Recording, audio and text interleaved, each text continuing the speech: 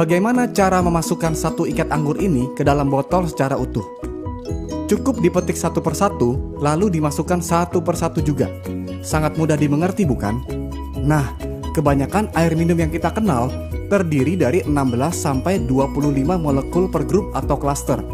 Padahal, sel tubuh memiliki aquaporin sebagai gerbang keluar masuk air yang berukuran 4-6 molekul. Apakah grup molekul yang besar tersebut bisa masuk? Bisa, namun lebih lambat. Maka dari itu ada rasa kembung, jadi malas minum, akibatnya dehidrasi. Berarti kalau molekulnya kecil bisa keluar masuk sel tubuh dengan jauh lebih cepat. Dengan cara apa dikecilkan? Elektrolisis. Apakah itu? Grup molekul air yang lebih besar diberi aliran listrik yang tepat, sehingga menjadi grup molekul yang lebih kecil supaya mudah keluar masuk aquaporin. Istilahnya adalah microcluster. Logikanya begini, jika ada sepasang magnet dengan dua kutub yang berbeda dan saling berhadapan akan tarik-menarik. Jika kutubnya sama akan tolak-menolak, sehingga molekul air yang tadinya berhimpitan jadi terpecah sendiri-sendiri.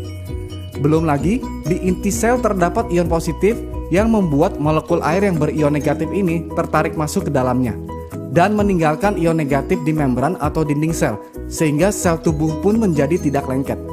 Mengapa air ini penting sekali? Karena kerjanya berdampingan dengan detak jantung. Ketika jantung berdetak, sel berkontraksi sehingga terkompres dan mengeluarkan karbon dioksida dan toksin atau racun. Inilah yang disebut dengan detoksifikasi. Lalu jantung berdetak lagi dan sel mengembang lagi, kemudian menarik oksigen dan nutrisi. Proses ini terjadi di dalam hemoglobin, yang adalah protein yang mengandung zat besi di dalam sel darah merah yang berfungsi sebagai pengangkut.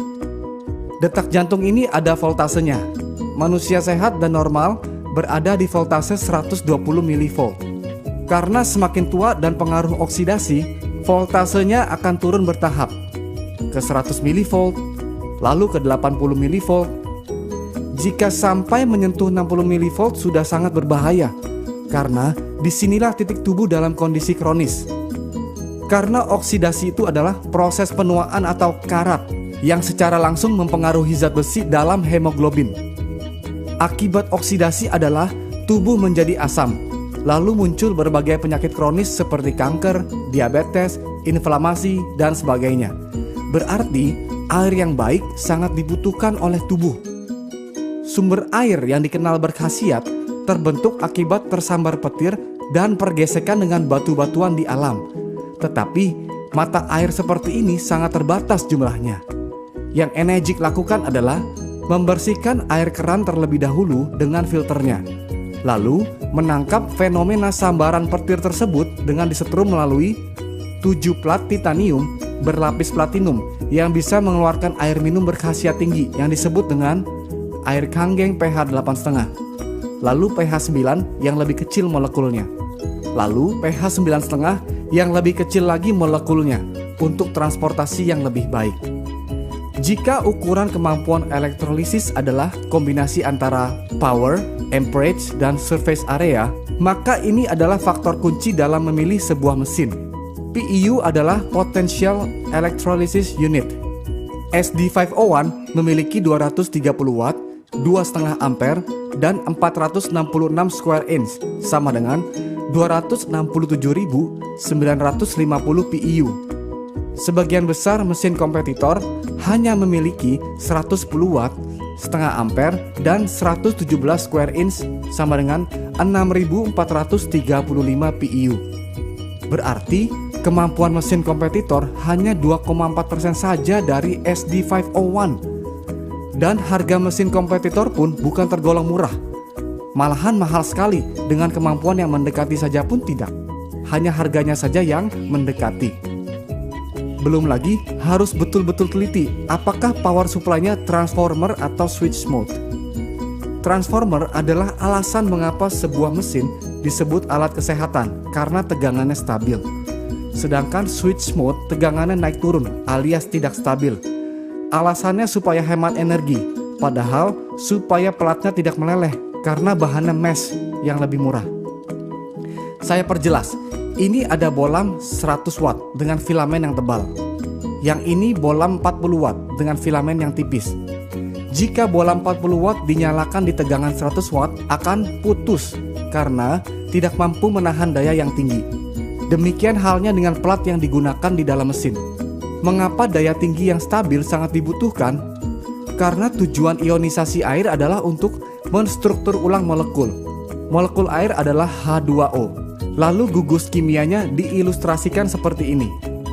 Jika dua molekul air diberi 2 elektron, akan menghasilkan gas hidrogen dan 2 hidroksil yang berguna dalam proses detoksifikasi di atas. Karena yang kita inginkan adalah hasil air seperti ini dengan mesin Enegic, bukan hasil air seperti ini yang kadang jadi, kadang tidak. Maka dari itu, jarang sekali ada kesaksian lokal yang nyata dari mesin kompetitor. Minumnya pun jadi tidak percaya diri kalau airnya belum pasti jadi. Nah, gas hidrogen yang larut dalam air inilah yang hanya bisa dinikmati oleh pemilik mesin saat air keluar langsung dari mesin. Inilah antioksidannya. Begitu air yang berantioksidan tinggi diminum, yang terjadi adalah voltase tubuh akan di-charge kembali ke voltase normal. Tolak ukur antioksidan adalah ORP, Oxidation Reduction Potential. Lalu hidroksil inilah yang menyebabkan airnya menjadi alkalized atau basa secara elektrik, bukan karena tambahan bahan kimia. Karena rasio hidroksil berubah, maka menyebabkan pH menjadi ikut naik. pH adalah singkatan dari potential of hydrogen. Semakin tinggi rasio hidroksil, akan semakin tinggi pula hidrogen yang dihasilkan. Akibatnya adalah jika asam menjadi basa, maka sel kanker dan penyakit akan mati dengan sendirinya karena bukan lingkungannya untuk berkembang biak. Berapa lama waktu yang dibutuhkan untuk membersihkan seluruh tubuh? Contoh, jika berat tubuh seseorang adalah 80 kilo dan 75% tubuh manusia adalah air, maka berat air dalam tubuhnya adalah 60 kilo, yang berarti tubuhnya terdiri dari 60 liter air. Jika minum 4 liter per hari, maka perlu 15 hari atau sekitar 2 minggu untuk bersih-bersih. Jika minum 2 liter per hari, maka perlu 30 hari atau 1 bulan untuk bersih-bersih. Lalu, apakah air ini segala-galanya? Tidak. Masih perlu pola makan, istirahat, olahraga, dan kontrol emosi yang baik. Tetapi jangan lupa, air adalah unsur yang paling banyak di badan, 75%. Jadi cara pertama untuk sehat adalah bereskan dulu yang paling banyak di badan. Maka dari itu, change your water, change your life.